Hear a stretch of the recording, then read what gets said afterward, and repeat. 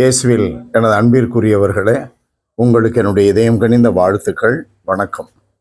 அன்பானவர்களே, இன்றைய நற்செய்தி பகுதி மார்க் நற்செய்தி 8வது அதிகாரம் 14 21. இயேசு பரிசேயர், ஏரோதியர் ஆகியோரது புளிப்பு மாவை குறித்து மிகவும் கவனமாயிருங்கள் என்று அவர்களுக்கு கட்டளையிட்டார்.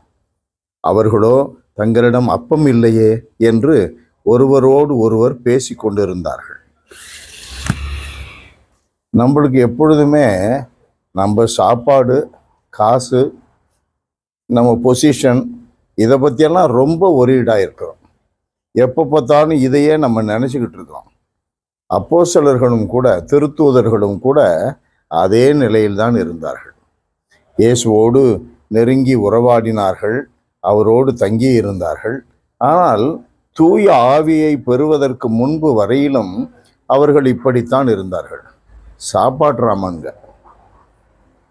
புளிப்பு மாவை குறித்து எச்சரிக்கையாக இருங்கள் என்று சொல்லுகிறார் இல்லையா? அதை குறித்து அவர்கள் யோசிக்கவில்லை. காரணம் என்ன? அவ்வளவு எளிமையானவர்கள். அவர்களுக்கு ஆண்டவர் கற்பிக்க வேண்டி இருந்தது.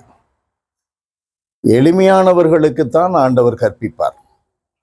தவறு செய்யும் பொழுது அவர்களை மன்னிப்பார், அவர்களை ஏற்றுக்கொள்கிறார். தவறு செய்யாமலேயே தங்களை நியாயப்படுத்தி கொண்டு எல்லாவற்றிலும் தாங்கள் தான் பெரியவர்கள் என்று நினைக்கிறார்களே, அந்த நினைப்பு தான் புளிப்பு மாவு. பரிசேயர்கள் அப்படித்தான் நினைத்தார்கள். தாங்கள் தான் மிக முக்கியமானவர்கள் என்று பரிசேயர்கள், மறைநூல் அறிஞர்கள் எண்ணினார்களே, அந்த எண்ணம் தான் புளிப்பு மாவு. தப்பறையான வாழ்வின் வழிமுறைகள். திருத்தூதர்கள் மிக எளிமையானவர்கள், யதார்த்தமானவர்கள். ஆகையினால் அவர்களால் இந்த இயேசுவினுடைய பரிசுத்தமான கற்பனைகளை உடனடியாக பிடித்து கொள்ள முடியவில்லை. ஆனால் யாருக்கு இயேசு கற்பிப்பார்? இப்படிப்பட்டவர்களுக்குத்தான், யதார்த்தமானவர்களுக்குத்தான். நாம் இயேசுவை பற்றி சற்று தெரிந்து கொண்டு இருக்கிறோம் என்றால் எச்சரிக்கையாக இருக்க வேண்டும். தப்பறையான கொள்கை அது. தப்பறையான கொள்கையை உடையவர்கள் யார் யார்? அவர்களோடு நாம் பழகுவதில் எச்சரிக்கையோடு பழக வேண்டும். அப்பொழுதுதான் நம்மை காத்து கொள்ள முடியும். எண்ணங்கள், வார்த்தைகள், செயல்கள் அனைத்திலும் நமக்கு கவனம் தேவை. எல்லாம் வல்லவரே எங்கள் இறைவா, உம்மை போற்றி புகழுகிறோம், தாழ்மையோடு ஆராதிக்கிறோம். ஆண்டவரே, நாங்கள் கபடு சூது அற்றவர்களாய், யதார்த்தம் நிறைந்தவர்களாய், எளிய மனிதர்களாய் வாழ எங்களுக்கு துணை புரியும். எளியவருக்குத்தானே நற்செய்தி என்று உம்முடைய திருமகன் எங்கள் மீட்பர் இயேசு சொல்லி இருக்கிறார்.